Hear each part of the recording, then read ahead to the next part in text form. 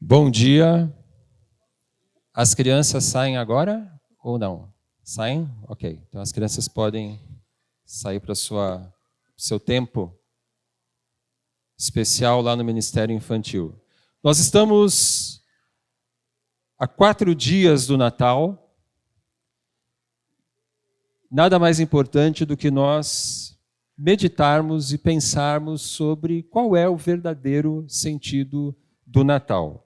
Então eu gostaria de convidar você agora para abrir a sua Bíblia lá no Evangelho de Mateus, no capítulo 1. E o tema da nossa mensagem é Jesus, o melhor presente. Jesus, que é o verdadeiro sentido do Natal, a sua pessoa, a sua obra por nós. E eu gostaria de ler com vocês todo o capítulo 1 do Evangelho de Mateus. Todos acharam? Mateus, capítulo 1, nós vamos ler inteiro. Diz assim a palavra de Deus: Registro da genealogia de Jesus Cristo, filho de Davi, filho de Abraão. Abraão gerou Isaque, Isaque gerou Jacó, Jacó gerou Judá e seus irmãos. Judá gerou Perez e Zerá, cuja mãe foi Tamar. Perez gerou Esrom, Esrom gerou Arão, Arão gerou Aminadab, Aminadab gerou Naazon, Naazon gerou Salmão, Salmão gerou Boaz, cuja mãe foi Raabe, Boaz gerou Obed, cuja mãe foi Rute, Obed gerou Jessé e Jessé gerou o rei Davi. Davi gerou Salomão, cuja mãe tinha sido mulher de Urias.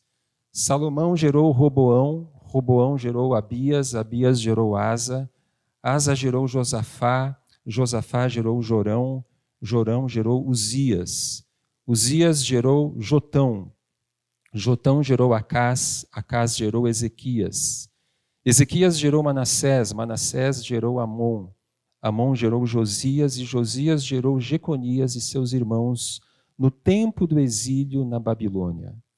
Depois do exílio na Babilônia, Jeconias gerou Salatiel, Salatiel gerou Zorobabel, Zorobabel gerou Abiúde, Abiúde gerou Eliaquim, Eliaquim gerou Azor, Azor gerou Sadoque, Sadoque gerou Aquim, Aquim gerou Eliúde, Eliúde gerou Eleazar, Eleazar gerou Matã, Matã gerou Jacó, e Jacó gerou José, marido de Maria, da qual nasceu Jesus, que é chamado o Cristo, ou o Messias.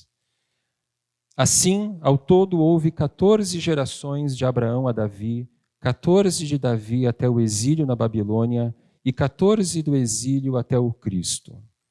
Foi assim o nascimento de Jesus Cristo. Maria, sua mãe, estava prometida em casamento a José, mas antes que se unissem, achou-se grávida pelo Espírito Santo.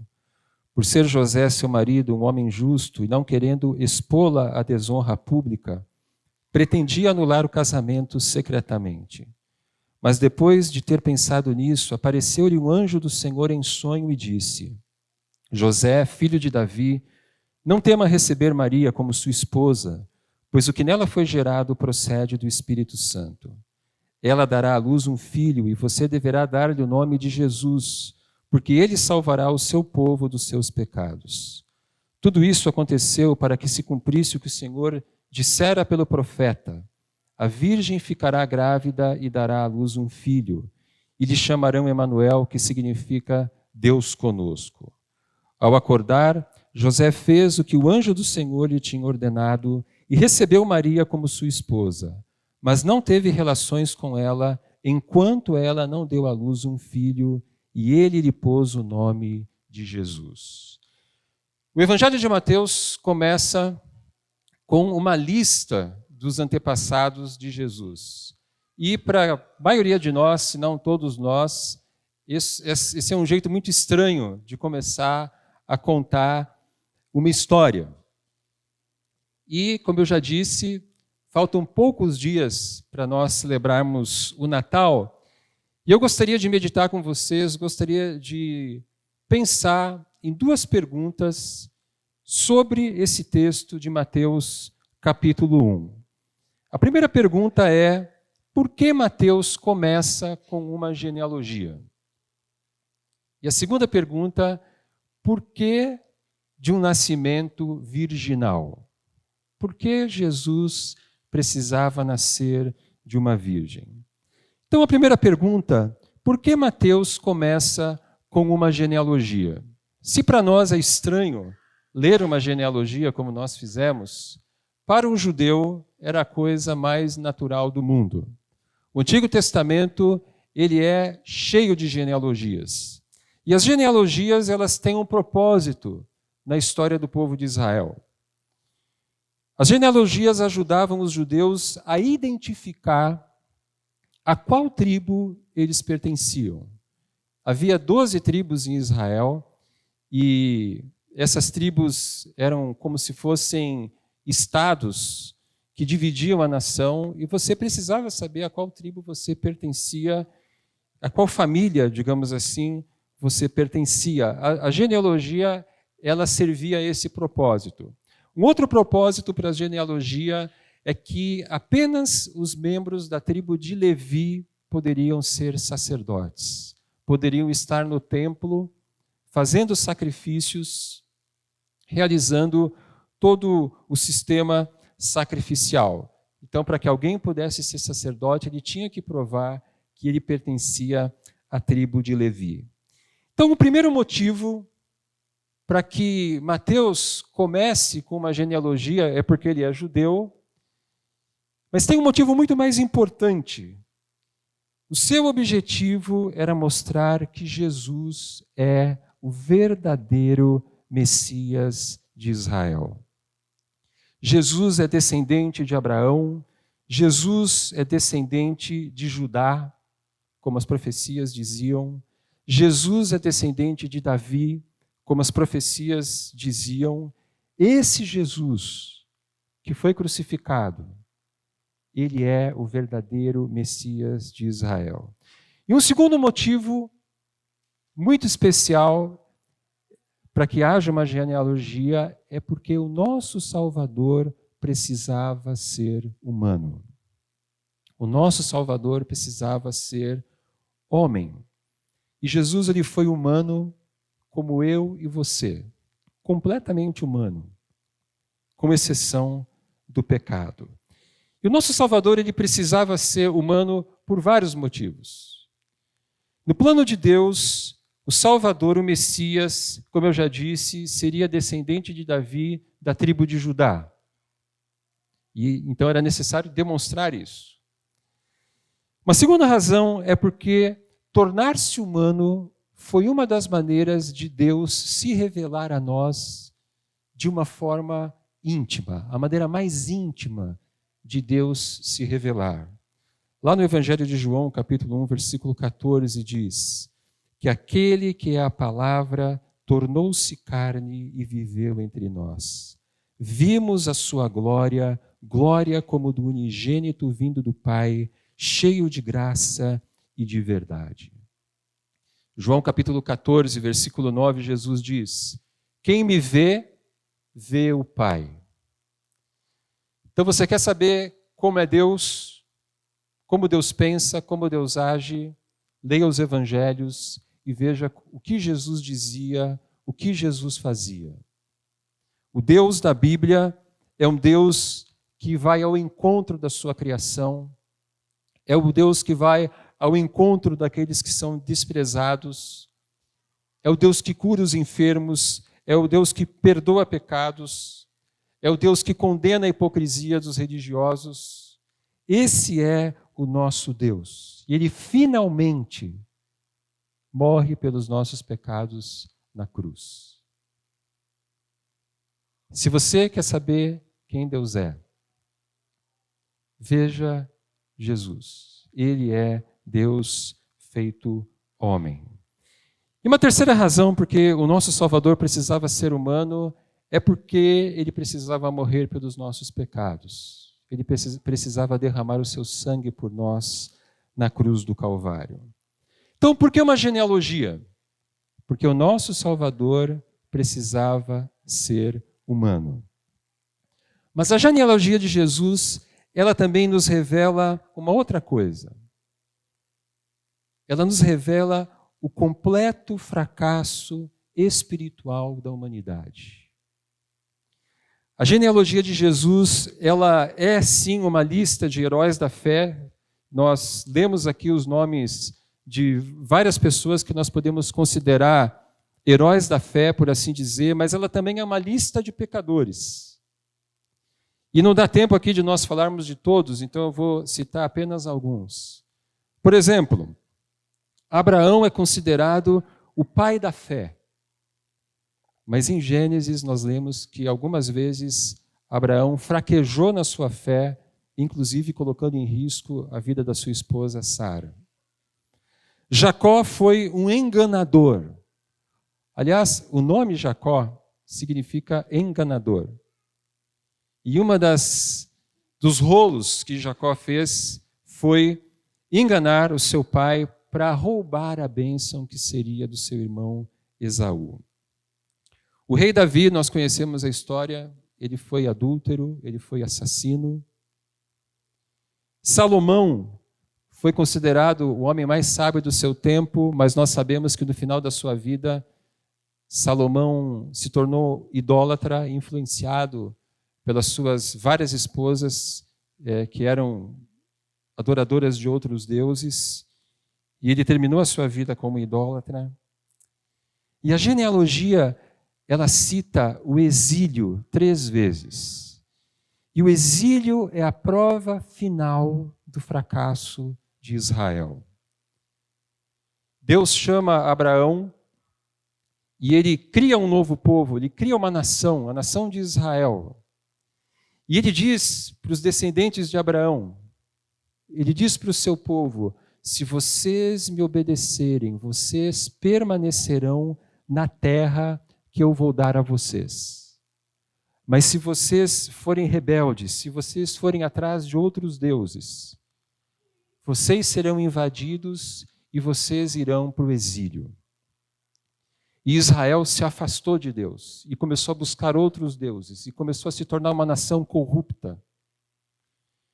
Deus enviou profetas para que o povo se arrependesse. Isaías, Jeremias, Oséias, etc. E o povo não se arrependeu. E em 722 a.C., a Assíria invade as 10 tribos do norte e leva as 10 tribos para a Síria. E nunca mais nós ouvimos falar das 10 tribos de Israel. E em 586 a.C., a Babilônia invade Judá, a tribo do sul, e leva Judá ao exílio. Judá fica 70 anos na Babilônia e depois eles retornam para a terra de Israel. Então, espiritualmente falando, o termo exílio significa fracasso espiritual. A humanidade fracassou, Israel fracassou, o povo de Deus fracassou. Agora, a genealogia de Jesus, ela é um espelho do nosso próprio fracasso espiritual. Não só de Israel. Nós também fracassamos, nós também somos pecadores. E talvez você diga assim: mas eu não sou como Jacó, que enganava as pessoas, eu não sou como Davi, que cometeu adultério, que cometeu assassinato, eu não sou como Salomão, que se tornou um idólatra, um adorador de outros deuses. Será que não?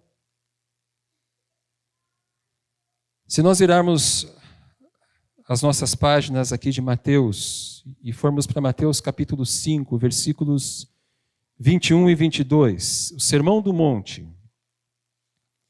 Mateus capítulo 5, versículos 21 e 22. Vocês ouviram o que foi dito aos seus antepassados: não matarás, e quem matar estará sujeito a julgamento. Mas eu lhes digo que qualquer que se irar contra seu irmão estará também sujeito a julgamento. E também qualquer que disser a seu irmão racá será levado ao tribunal.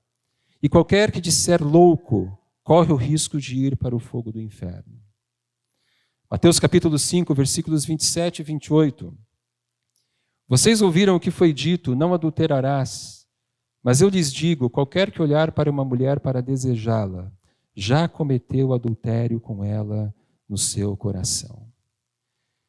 Então, quando nós olhamos para Mateus capítulo 5, para o Sermão do Monte, ali nós encontramos Jesus dizendo que aquele que sente ódio, existe uma diferença entre você sentir ódio e matar uma pessoa. Claro que existe. Mas que aquele que sente ódio é tão culpado de assassinato diante de Deus como aquele que mata.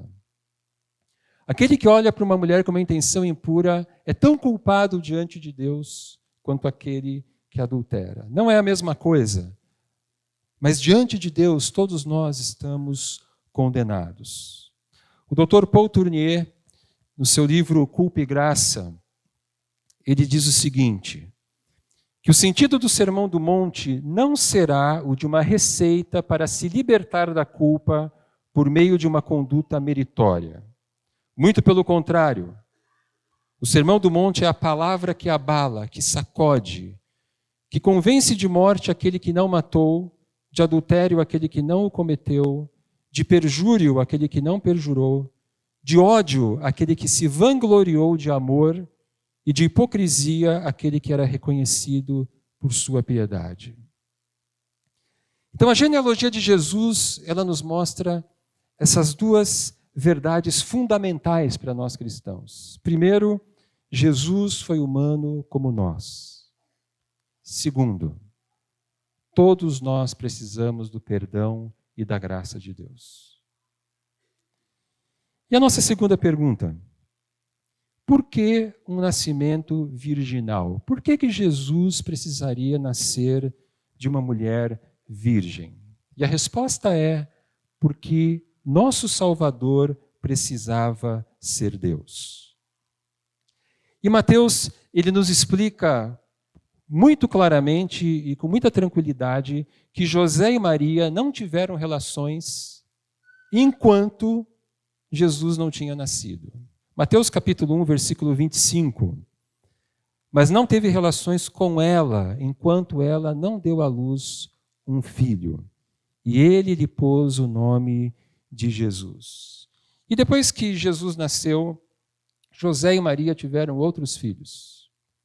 Por uma razão muito simples, eles eram casados, sexo entre pessoas casadas nunca foi pecado, o casamento é algo que foi instituído por Deus, e o sexo faz parte da boa criação de Deus. E deixa marcado a sua Bíblia aqui em Mateus capítulo 1, e apenas uma curiosidade, Mateus capítulo 13, se você quiser abrir lá comigo, fala dos irmãos e irmãs de Jesus. Mateus capítulo 13. E antes que alguém diga que Mateus está falando aqui dos primos de Jesus, a palavra que Mateus usa é a palavra que significa irmãos e irmãs. Mateus capítulo 13, versículos 54 a 57. Chegando à sua cidade, começou a ensinar o povo na sinagoga. Todos ficaram admirados e perguntavam: de onde lhe vem esta sabedoria e estes poderes miraculosos? Não é este o filho do carpinteiro? O nome de sua mãe não é Maria? E não são seus irmãos Tiago, José, Simão e Judas? Tiago, inclusive, o autor da carta de Tiago. Versículo 56, não estão conosco todas as suas irmãs, o que me leva a crer que eram muitas irmãs. Né? Se fosse só duas, ele não diria todas as suas irmãs. De onde, pois, ele obteve todas essas coisas? E ficavam escandalizados por causa dele. Mas o nascimento de Jesus foi especial. Maria ficou grávida, virgem, grávida pelo Espírito Santo, porque era necessário cumprir a profecia de Isaías 7,14, que Mateus cita aqui no capítulo 1, versículos 22 e 23. Tudo isso aconteceu para que se cumprisse o que o Senhor dissera pelo profeta. A virgem ficará grávida e dará à luz um filho, e lhe chamarão Emanuel, que significa Deus conosco. Então Jesus é Deus conosco. Filho de Maria, Filho de Deus. E por isso o nascimento virginal. E o versículo 21 diz que ela dará à luz um filho e você deverá dar-lhe o nome de Jesus, porque ele salvará o seu povo dos seus pecados. O nosso Salvador precisava ser Deus. Anselmo da Cantuária foi um teólogo e um filósofo italiano do século XI, aliás. Ele viveu há quase 1000 anos. E Anselmo da Cantuária, ele escreveu um livro chamado Por que Deus se fez homem? E nesse livro, ele diz o seguinte: o ser humano tem uma dívida de pecados com Deus. Quem pode pagar essa dívida? O homem pecador tem uma dívida impagável para com Deus por causa do pecado. E a menos que pague essa dívida, ele não poderá ser salvo. Então nós temos uma dívida impagável. O ser humano pecador. E Anselmo continua: ninguém pode pagar essa dívida a não ser o próprio Deus. Mas ninguém tem o dever de pagá-la a não ser o homem. Então o homem deve pagar, mas só Deus consegue pagar. É necessário, continua Anselmo, é necessário que a pessoa que pague essa dívida seja, ao mesmo tempo, perfeitamente Deus e perfeitamente homem. Pois ninguém pode fazê-lo, exceto aquele que é verdadeiramente Deus. E ninguém deve fazê-lo, exceto aquele que é verdadeiramente homem. Então nós temos uma dívida para com Deus. Uma dívida intransferível. Nós temos que pagar essa dívida. Mas só Deus pode pagar essa dívida. A salvação dos pecadores é algo que somente Jesus Cristo pode fazer. Porque somente Jesus Cristo é homem e é Deus. Somente Ele cumpriu esses dois requisitos necessários para a nossa salvação. E Ele pagou a nossa dívida na cruz. Ele pôde pagar a dívida na cruz, por ser homem e por ser Deus.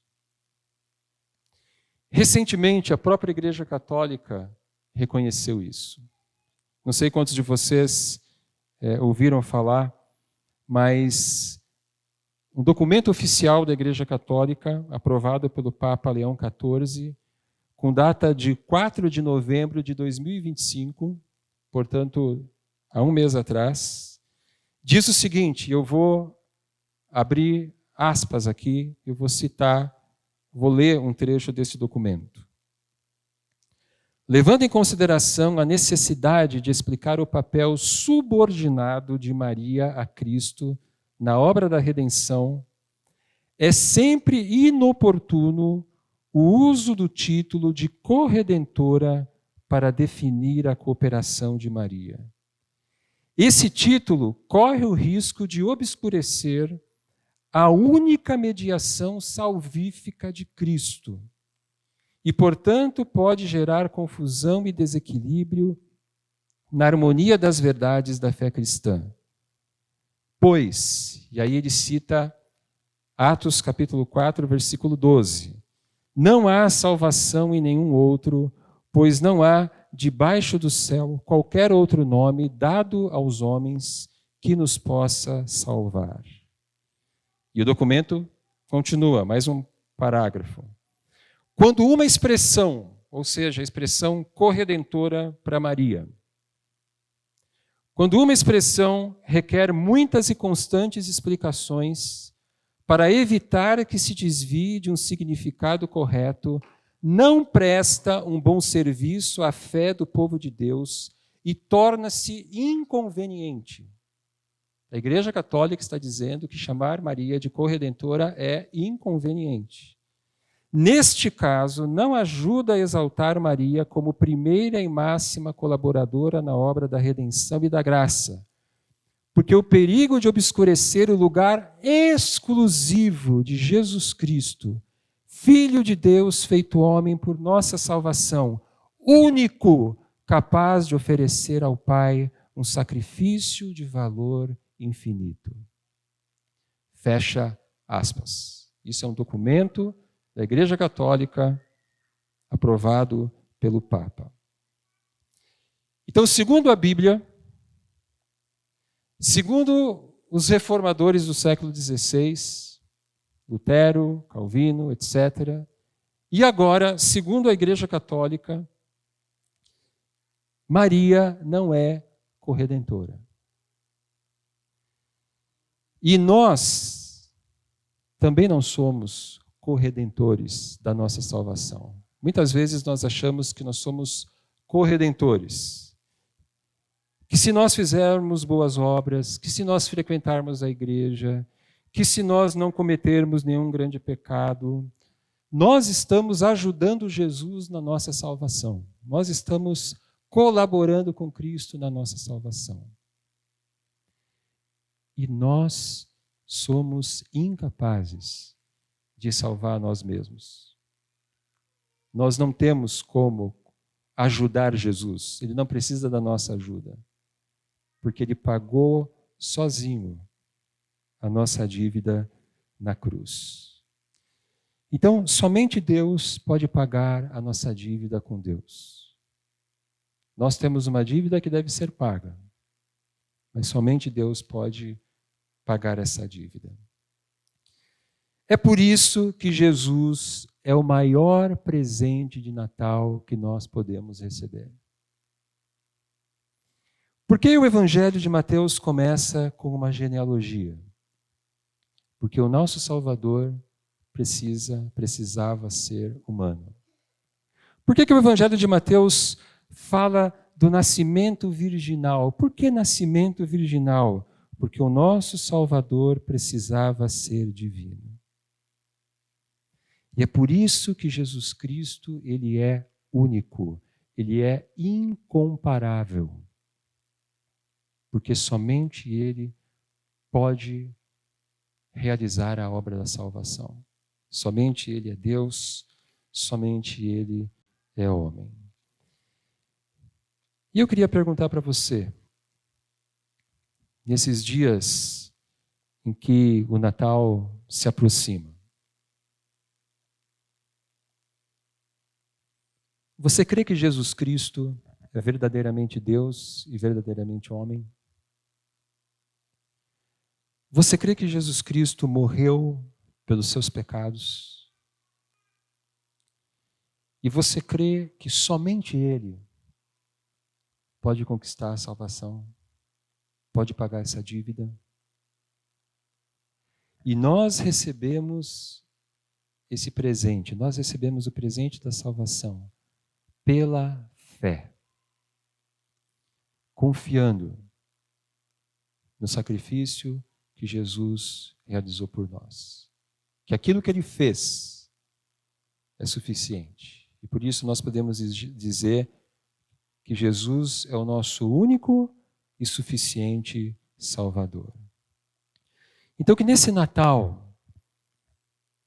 o seu coração seja invadido por um sentimento de profunda gratidão a Deus.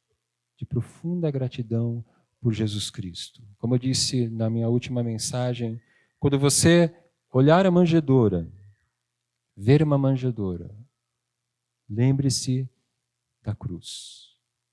O Natal aponta para a Páscoa. Jesus nasceu para pagar a nossa dívida. Nasceu para nos trazer salvação. 1 Timóteo capítulo 2, versículos 5 e 6 diz: Pois há um só Deus e um só mediador entre Deus e os homens, o homem Cristo Jesus, o qual se entregou a si mesmo como resgate por todos. Queria chamar a equipe de louvor aqui para frente, para a gente cantar o último cântico. E eu queria convidar você agora a fechar os seus olhos, curvar a sua cabeça, e nós vamos orar. Senhor, nós nos colocamos na Tua presença. E queremos celebrar esse Natal com um coração cheio de gratidão, porque o Senhor se fez homem, o Senhor viveu entre nós e o Senhor entregou a sua vida na cruz para pagar a dívida de pecados que nós tínhamos para com Deus. E se o Senhor não tivesse se feito homem, se o Senhor não tivesse se encarnado, nós não teríamos nenhuma esperança de salvação. Obrigado, Senhor, pelo perdão dos pecados. Obrigado porque agora nós podemos fazer parte da Tua família, nós podemos ser habitados pelo Teu Espírito, nós podemos viver uma vida que faz sentido, que tem propósito. Nós temos luz, temos direção, nós temos todas as bênçãos da salvação, porque o Senhor se fez homem e se entregou por nós na cruz. Então que nesse Natal nós possamos nos lembrar disso, no verdadeiro sentido desta data, e que essa seja uma oportunidade também para consagrarmos a nossa vida a Ti, para renovarmos o nosso amor por Ti, para vivermos uma vida que Te agrada. Te pedimos todas essas coisas, agradecidos em nome do Senhor Jesus. Amém. Amém. Vamos ficar de pé e um Feliz Natal, que Deus abençoe a todos.